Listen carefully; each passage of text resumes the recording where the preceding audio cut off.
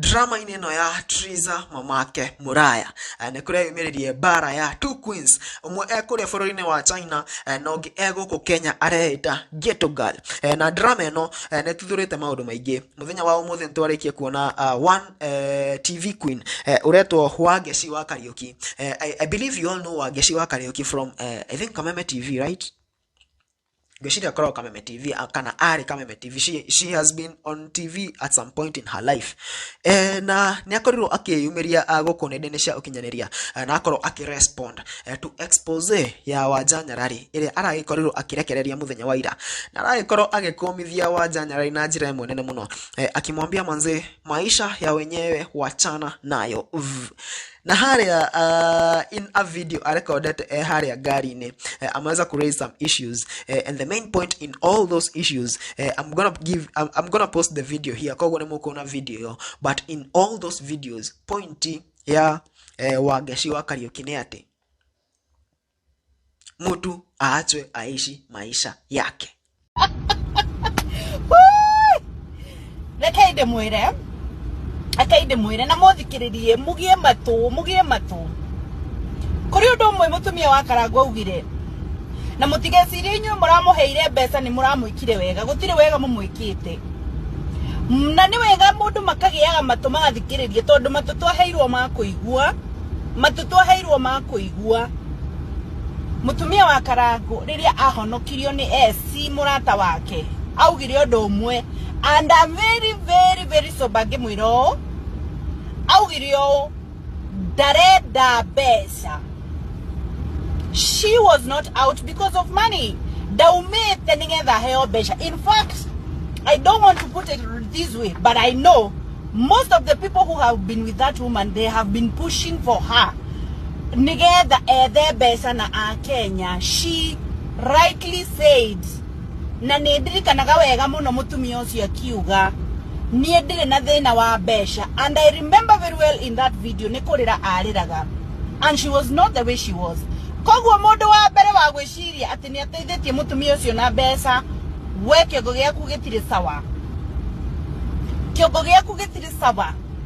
na ndiraiguite haha ati ni kuhe mutumia ucio besha Karangwa agitikira ndiracoka ndiraririkana tondu matu makwa ni makuigua of what agikoro damani ko afford kuriha million 3 mundu nigetha murehere kiengei. What is your problem? She has worked for that money and what is nikikiratu moturwo if she is that is a love story dama na kuria danete na kiengei uria me danete na kere kuria marutanetio. We don't give a hoot. Stop telling us shit.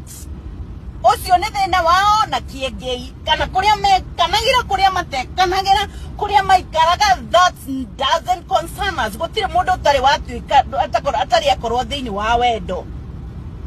Gutire mundu. That is none of our business. Onawe wari na mundu na tutiwe kuria mwarutanĩtie na kuria mwatiganire kana wathire kwago kana ndwathire kwago is none of our business. Can you show us your way? Maundu maya makanua kanua.